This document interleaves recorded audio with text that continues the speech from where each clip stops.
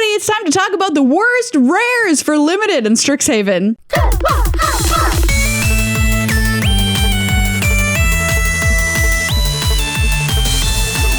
So there are some incredible draft synergies. There's some great cards in Strixhaven. There's also some rares that if they're the first thing that you see when you crack that first pack, you're going to be kind of bummed about. Yeah, we want to let you know because we love Strixhaven. We think it's an amazing draft format, but we don't want you to go down the wrong path because of these rares. Yeah, that's right. And so, well, not all of them are like complete stinkers. Maybe you'll play them, but you're probably going to take an uncommon over these if you open them in your first pack. Yeah, and don't feel bad about taking an uncommon in Strixhaven. They are extremely powerful and very often the correct first pick. Let's kick it off with Mavinda, Student's Advocate. Megan, what does this card even do? There's 1,000 words on it. There are 1,000 words, you are right. It's 2 and a white for a 2/3 flying, and for 0, you may cast target instant or sorcery card from your graveyard this turn. Okay, I'm in.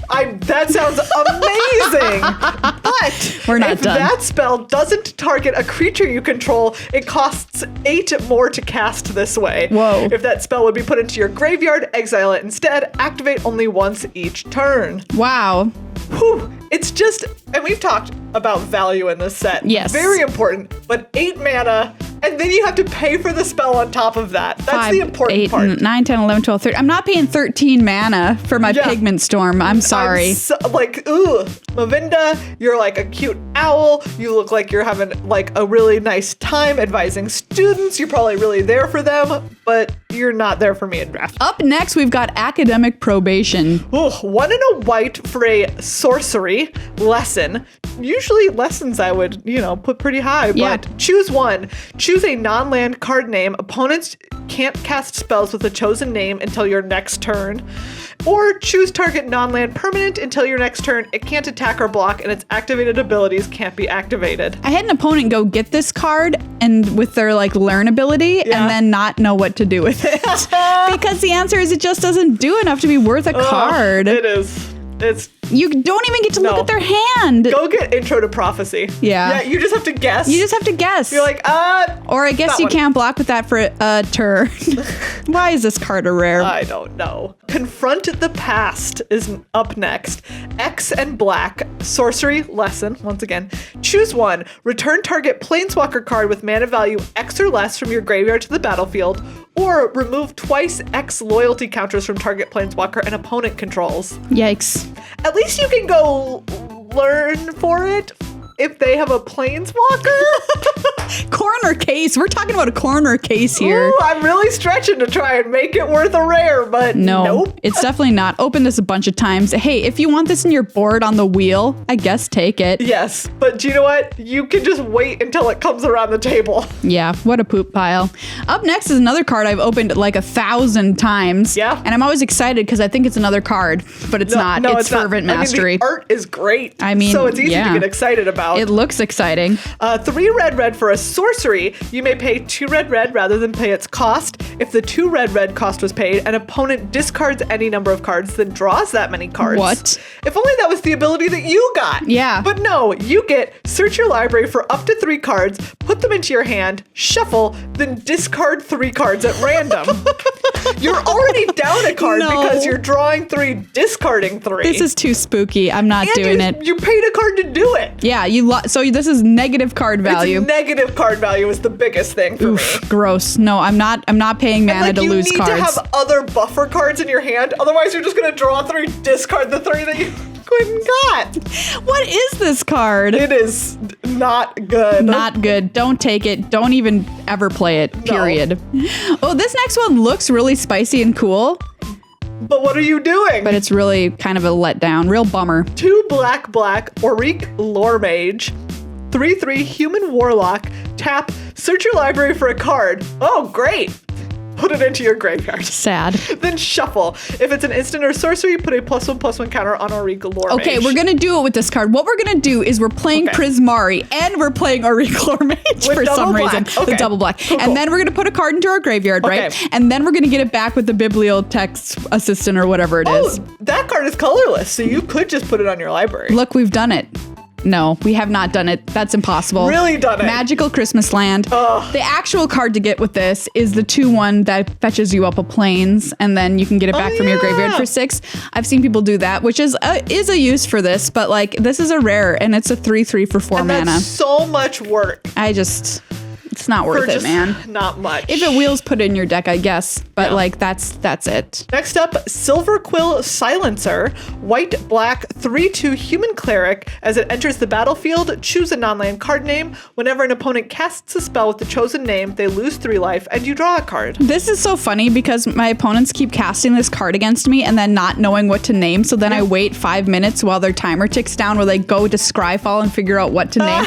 And then joke's on them, that card's not even in my deck. They're like furiously searching. They're just like, what card? What card do I name? I mean, the way you use this is probably in best of 3 sealed when you know your opponent has 3 copies of some kind of burn spell that kill your creatures. That's it. That's it. But even they just cast the first one on this. Yeah. And okay, like you did get a little bit of advantage, but no, and I mean that's such a corner case. How often does that happen in draft? Hardly ever. Silver Quill Silencer. Sorry, you're just not good. No. Next up is Strict Proctor. 1 and a white for a 1/3 flying. Whenever a permanent entering the battlefield causes a triggered ability to trigger, counter that ability unless its controller pays 2. So what is this? A hate card for Prismari? Except that they can just pay and get around it. Yeah. So it's a 1/3. I don't know. Yeah.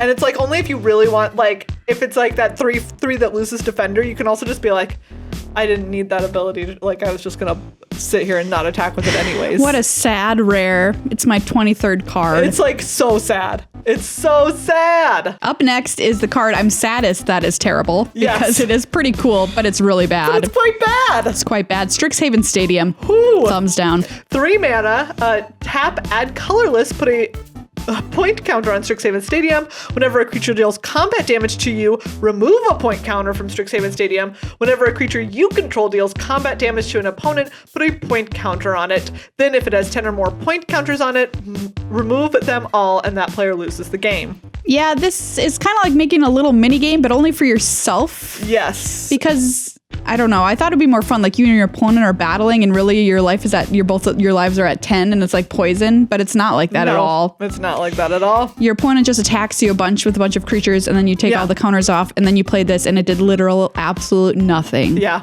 it ramped you a little bit with colorless mana. Cool.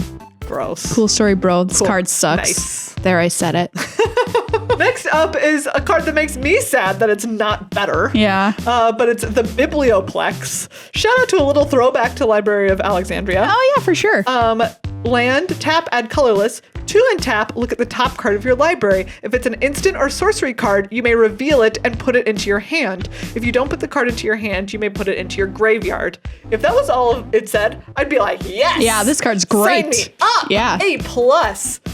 But activate only if you have exactly 0 or 7 cards in hand. No. Sorry to say. The times you have 0 or 7 are almost never in a game of Magic. Yes. And even if you're playing a spell-heavy draw cards deck, having 7 cards in your hand is a huge ask, and it really doesn't happen all that often when you're playing a deck that only cares about drawing cards. And if you have no cards in hand, you're probably losing. I would just rather have a campus. Yeah, for sure. Rather have a campus. I would just rather scry with a campus. Yep, absolutely, 100%. Because you can always scry. You don't have to worry about how many cards are in your hand. Like whatever. You can just scry. Yeah. Scry away. Next up, Verdant Mastery. This is 5 and a green for a sorcery. You may pay 3 and a green rather than pay its cost. Search your library for up to 4 basic land cards and reveal them. Put 1 of them onto the battlefield tapped under an opponent's control if the 3 and a green cost was paid. Put 2 of them onto the battlefield tapped under your control and the rest into your hand, then shuffle. Why do I care? I have 6 mana already. Yes, exactly. You have 6 lands. I don't really need any more lands. Maybe 1. Yeah, and do not pay the lesser cost on this either. Absolutely not. You do not give your opponent an advantage. Don't do it in a game of Magic. Do okay? not pay mana that gives your opponent a land. Yeah, this card is a poo-poo platter, hot garbage. It is quite bad. Not gonna play it. This next card is kind of confusing. Teachings of the Archaics. 2 and a blue for a Sorcery Lesson. If an opponent has more cards in hands than you, draw 2 cards. Draw 3 cards instead if an opponent has at least 4 more cards in hand than you. Like, I think I like this. I mean, I think this is a card that I take. The fact that it's a lesson, I will give it that because you can go and get it. But like, I always have more cards in hand than my opponent. So this does nothing then. I mean, I do also always have more cards. So like, that's why I'm just confused by it. Like, yeah, and if you like use the learn ability to go and get it, they know that you have it, and then they can just be like, I'm not going to give you a window. Yeah, it's very weird because it's blue and it wants to draw cards, but yet it's not really letting you draw cards, and yet you have enough cards, so you don't need this card. Yeah, I think I like it, but I'll admit that it's not. There are better card draw spells. Like, I would rather probably just have a pop quiz. Yeah, so like, don't take this card unless it's on the wheel, and then put it in your sideboard. Yeah, for just learn for it. Yeah. Last one. Ooh. Exponential Growth. Yeah, sad to see this one on the list. But it does not give trample. It is not an instant. They just see it coming and they block. XX green sorcery until end of turn, double creature's power X times. I also can't do the math on this. I was told there would be no math. Here's the thing. Wait, who told you that? Magic is literally a game about math. No, I had this card in a pre-release pool and sealed, and I was trying it out, and then I never cast it because it was completely irrelevant. Yep. Sorcery speed, they see it coming, they block with their pest. They don't care. Even if they just have to chump block with like some rando creature, that's still just a 1 for 1 because you spent this whole card doing that. Yeah, if this card gave trample, it's an auto include. Yes. Super good. Great. If it was an instant speed. Yeah. Auto include. I put it in. Great. But it's not. It does. It's Sorcery. Real bummer. Yeah.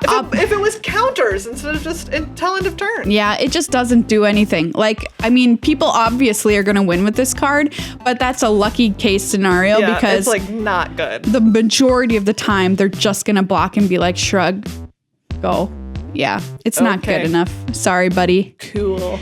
So there you go. That's our list of the top worst limited rares and mythic rares for Strixhaven.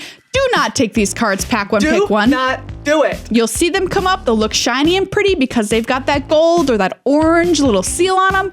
Don't do it. There's better stuff you can do. Strixhaven is all about value and power, and you can get those things outside of your rare slot, okay? That's right. In fact, you can tune in next week and we will tell you some of those uncommons that we think are so hot, you should be taking them over rares. Absolutely. We've got your back. And we also talk about this a lot on this week's episode of Good Luck High Five. So go listen to that if you haven't already. We put it out on Tuesday. But yeah, these are, ones to stay at stick's length away from. One stick length.